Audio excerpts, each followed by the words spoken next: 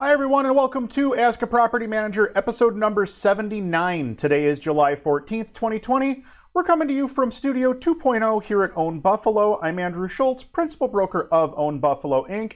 And on today's show, we're going to be talking about renting out a property inside an HOA, how to deal with a tenant that has shut off utilities. We'll answer some questions from housing providers around the country and so much more. Before we jump into that, we're going to go ahead and plug our social media.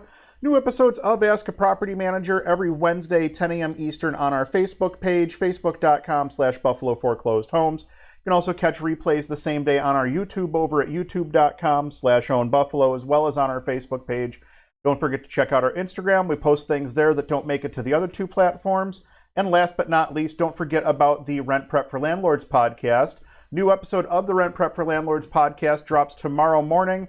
That'll be available at rentprep.com or anywhere podcasts are heard. This week, we're taking a look at how to raise rents when you're below market value, what steps you need to take when your rental needs repairs, and what to do when a tenant requests that you be physically present for every single repair inside their unit. Don't miss out on that. New episodes of the podcast drop every other Thursday morning. Again, anywhere podcasts are heard or over at rentprep.com/podcast.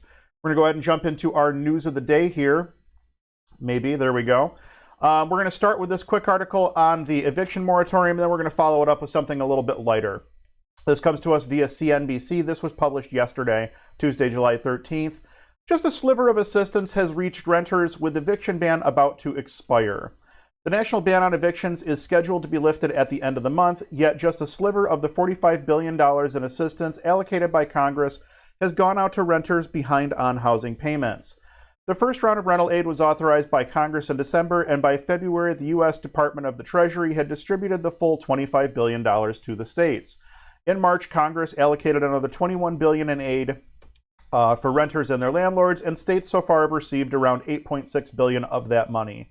Despite these historic funding levels, however, the government data shows that just around $1.5 billion had reached renters by the start of June, and only about 176,000 households have been assisted. It's very, very low, said Diane Yentl, president and CEO of the National Low-Income Housing Coalition. The snail-paced distribution of the relief could have serious consequences, with the national ban on eviction set to expire in about 2 weeks. Some 11.5 million people in the United States, or around 16% of adult renters, are not current on their housing payments, according to the most recent analysis by the Center on Budget and Policy Priorities. Number of adults saying their household is behind on rent has been pretty steady since March, which is probably partly related to the slow rollout of the emergency rental assistance, said Alicia Mazzara, a senior research analyst on the housing policy team at the center. After the national moratorium expires, a few states, including Minnesota and Nevada, will ban evictions of people with a rental assistance application pending. But across the rest of the country, many tenants may not get their relief in time to stay in their homes. Housing advocates say that the hundreds of programs charged with giving out the federal assistance have made applications too burdensome and complex. Andrew Orend, vice president for research at the National Low-Income Housing Coalition, said he saw on one application that was 45 pages long. Another required renters to document their income over the last 6 months. Public officials are more concerned about so-called scammers getting this money. Excuse me. Than they are about the people who truly need it. So they've made it nearly impossible for anyone to get, said Dan Rose, an assistant professor of sociology at Winston-Salem State University and an organizer with Housing Justice Now. Landlords are also frustrated with how the relief is being given out. Rental assistance remains a sustainable solution that can make the entire industry, renters and housing providers alike, whole again, said Greg Brown, Senior Vice President of Government Affairs at the National Apartment Association. But he said across the nation, hundreds of individual programs with vastly different rules are distributing the rent relief funds with different levels of success. Treasury Department officials told CNBC they expect upcoming data to show an uptick in the rental assistance that's reached people. They said the rollout has been challenged by the fact that there was no national infrastructure in place to distribute the aid, leaving states and towns forced to set up their own programs. The long wait times for the aid are bad enough now, Rose said. Once a national eviction ban expires, they'll be much worse. While cities and counties nitpick these applications, massive numbers of people are going to be displaced, he said. So I don't want to say that we're beating this, beating a dead horse here, but there are a couple points that I do want to talk about in this article. The first being the first thing I highlighted, which is the fact that there's a negligible amount of this assistance that has actually made it to the people who need it, both landlords and tenants. I know that here in the state of New York, the application process is pretty extensive. Initially, when they were talking about the ERAP program here in New York, it was supposed to be designed in such a way that a landlord could apply on behalf of the tenant. And it didn't sound like the tenant was going to need to be involved in the process. Obviously, that changed. So now you need both the landlord and the tenant to both be cooperative in the process, which is simply not happening in a lot of instances.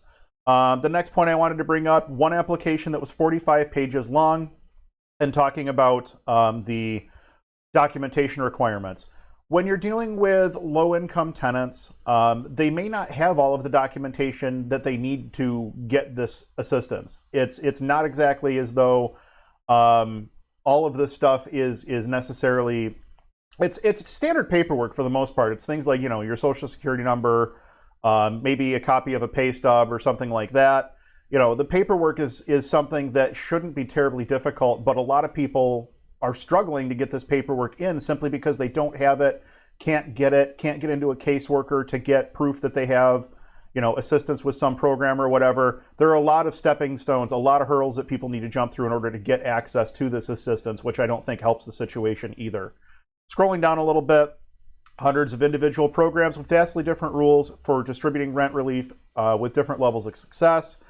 And then down here a little bit further, rollout was challenged by the fact that there was no national infrastructure in place to distribute the aid, leaving the states and towns forced to set up their own programs. There absolutely is a national infrastructure for rolling out these funds, and they chose not to use it. All of these funds could have been rolled out through a Section 8 program, of which there are plenty to choose from to administer these funds in these various locations. For instance, here in the Buffalo, this program could have been administered by Buffalo Municipal Housing Authority, by Belmont Housing, by Rental Assistance Corporation. There were options here. Niagara Falls has their own leased housing. There's a lot of options when it comes to rolling out this program on a national level. And these are organizations that were already set up to be able to roll out these funds. They do it every single day of the year. They're constantly helping tenants with housing vouchers and this, that, the other. You could have very easily rolled this program out as some sort of a housing voucher, a temporary housing voucher, and all the infrastructure in place that you needed to roll this program out immediately and effectively. But they chose not to do that. They chose to distribute it to the state level, and from the state level, it was, well, we need to build a program and an online portal and blah, blah, blah, blah, blah. And now we have the boondoggle that we're sitting in currently. So there absolutely was a national infrastructure in place. They just chose to ignore it. And that's, I think, one of the critical reasons that this program has been such a massive failure thus far.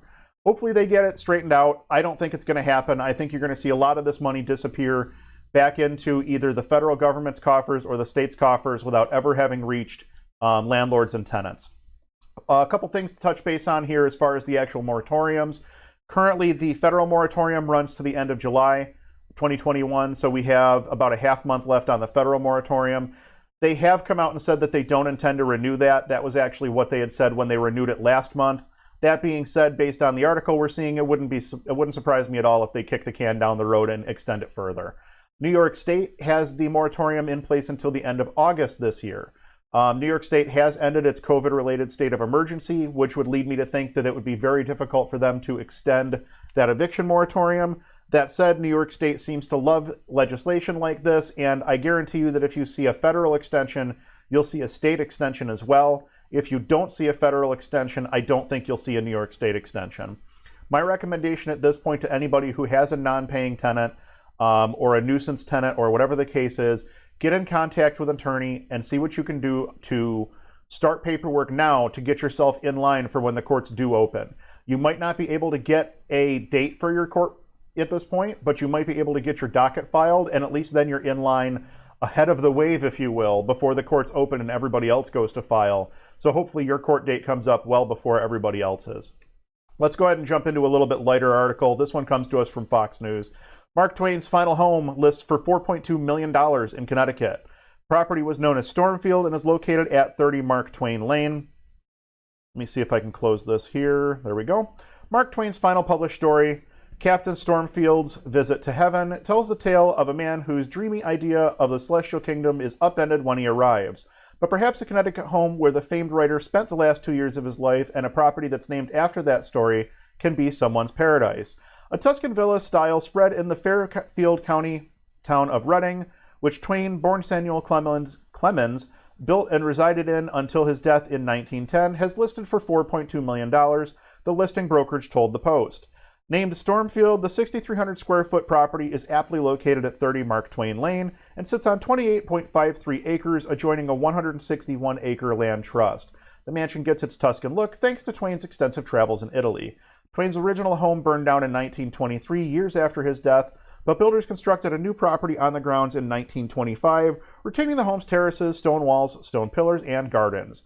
The main house has space for a 5th bedroom, 5 full bathrooms, a powder room, as well as 3 fireplaces. Listing images show Italian touches such as coffered ceiling, foyer with arched ceilings and oversized windows that offer good exposure to natural light.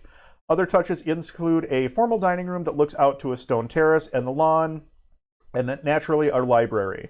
Elsewhere, there's a carriage house with a 2nd floor, 2-bedroom guest quarters, and down below, 3 garage bays for parking. There's also a heated gunite pool. And we're going to actually jump over to the listing. This was listed by Sotheby's International, and I just wanted to look at some of the pictures so that we could see what a $4.2 million estate looks like. So we're just going to have to go ahead and scroll through. I don't know if I'll hit all 41 of these photos, but you can at least get a feel for what this place looks like. Simply stunning. Let's get to the interior here. What a gorgeous home. Wow, I love the ceilings. Little library. I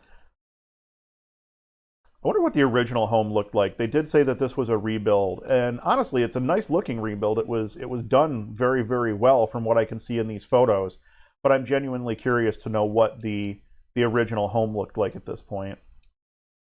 It is really, really good though. Really, really stunning. So if you have an extra $4.2 million laying around and feel like buying a nice historic site, feel free to head on over to Sotheby's and you can grab yourself Mark Twain's final home. Let's go ahead and take a look at some funny stuff.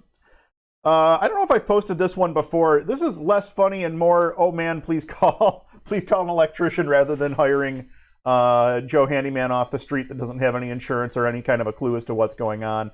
Definitely not safe. I don't think it really takes a rocket scientist to figure out that that's not safe, but yeah, definitely don't go with the low bidder, and that's the reason why.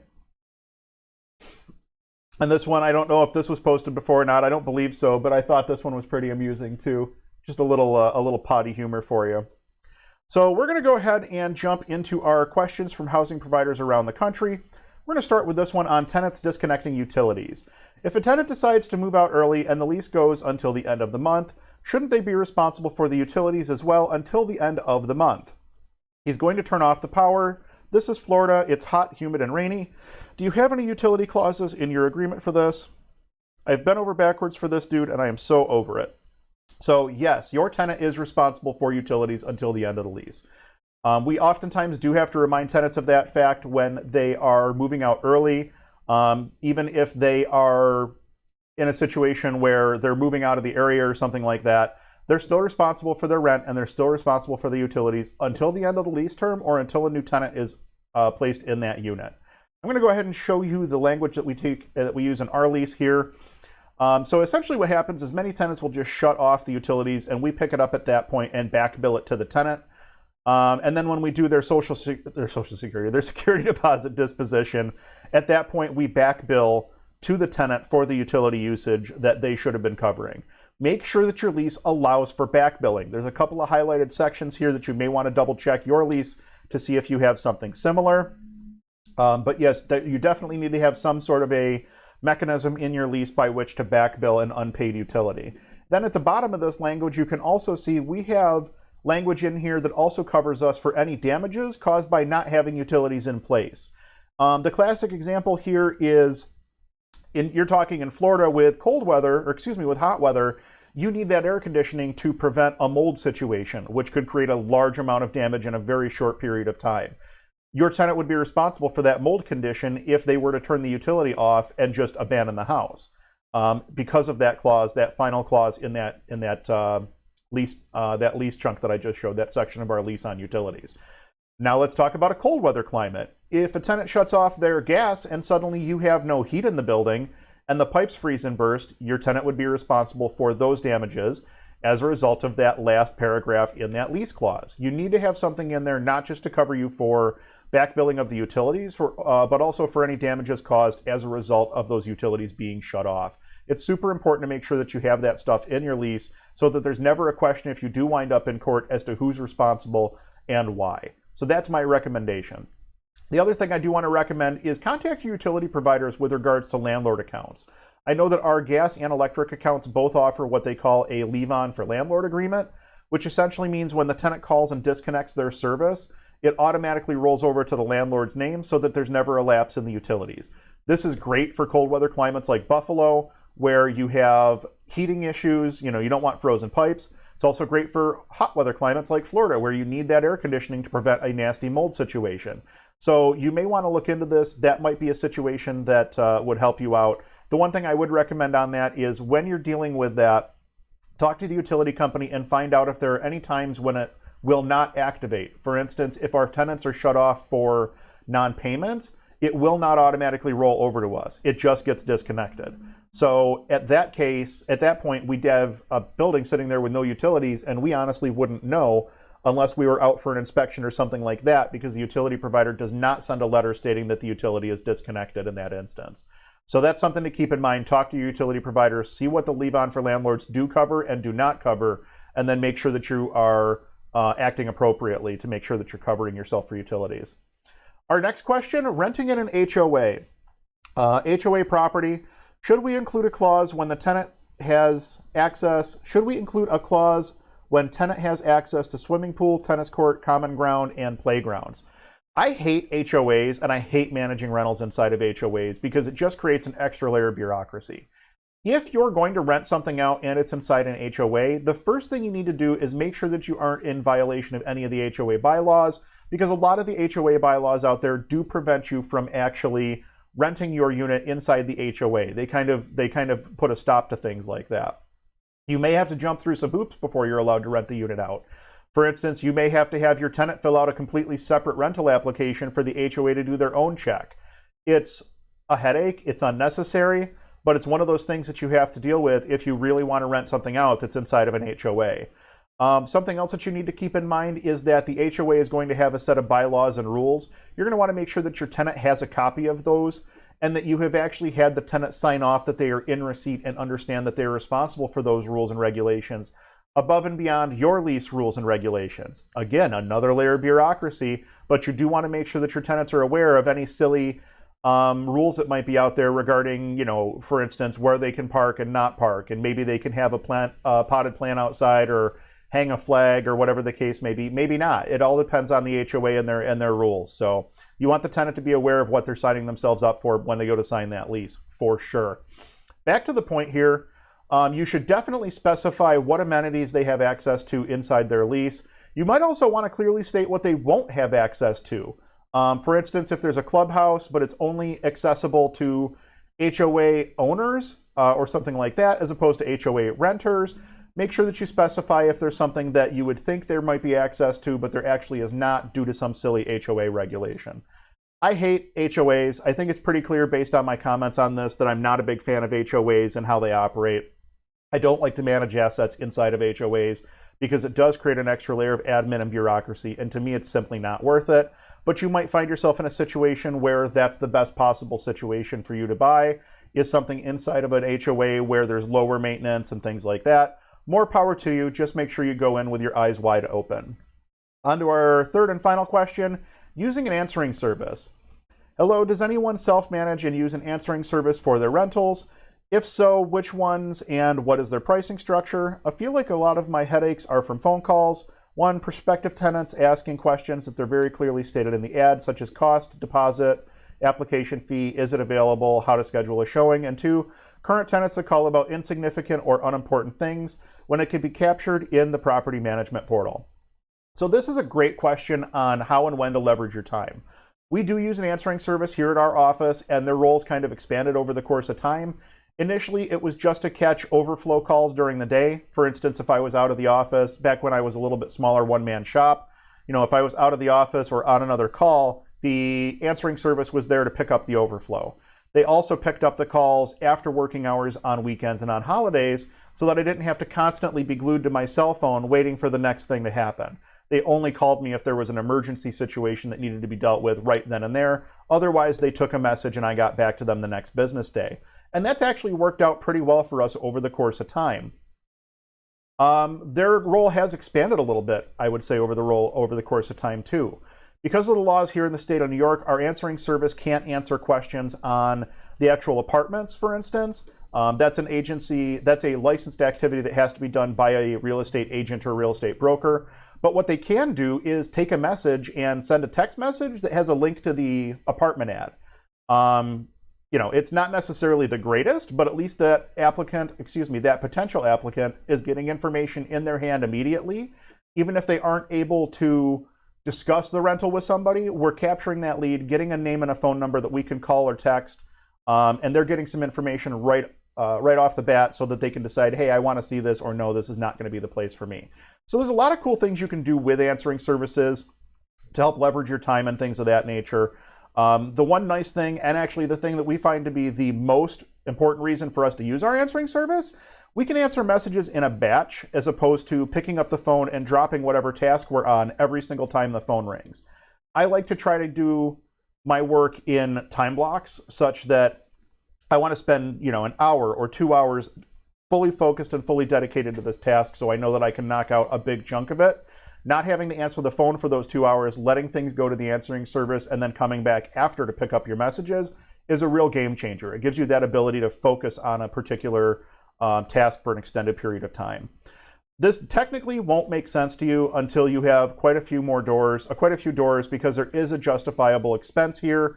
It's usually going to run you a couple $100 a month to have an answering service. And a lot of times it depends on the usage, but I would say you're probably looking at between $100 and $200 a month base service for some sort of an answering service. And that's going to be more of we'll take a name and number and we'll send you a message so that you can respond to them type of service. They go up from there, up to several $100s, several $1,000s. It just depends on what you're looking for, what you need them to be able to do, et cetera, et cetera. The cheaper option, the free option, would be get a Google Voice number that just goes to voicemail and then return the calls when you have an opportunity to batch and return the calls. The downside is you still have to return every single call that comes through. It's not like you have a service that's helping you to schedule an appointment or send a link to an apartment information or take that maintenance issue or whatever. There's also nothing there. There's no mechanism. If there is a true emergency, it's not like your voicemail is going to be able to tell the difference between maintenance emergency and just a tenant calling with a minor maintenance issue. So something to keep in mind there. Answering services are a great idea once you get to a certain number of doors where it makes financial sense for you to jump into it. I love our answering service. It gives us 24/7, 365 coverage, even when our office is closed or even when we're concentrating on another task. Definitely something to look into as you grow. That pretty much wraps things up for this week's episode of Ask a Property Manager. Thank you all so much for watching. We love producing Ask a Property Manager, and you can help us to improve. Just do us a favor and drop a question in the comments, either on Facebook or on YouTube, and your question may be answered in an upcoming episode. If you enjoyed this content, or if I brought some value to your day, do us a favor and hit that thumbs up button. YouTube and Facebook both push videos based on community feedback, so every like, comment, subscribe, and share helps us to grow and reach more people. We'll be back next week on Wednesday, July 21st at 10 a.m. Eastern with another show you won't want to miss. Thank you all so much for watching, and we'll see you next week.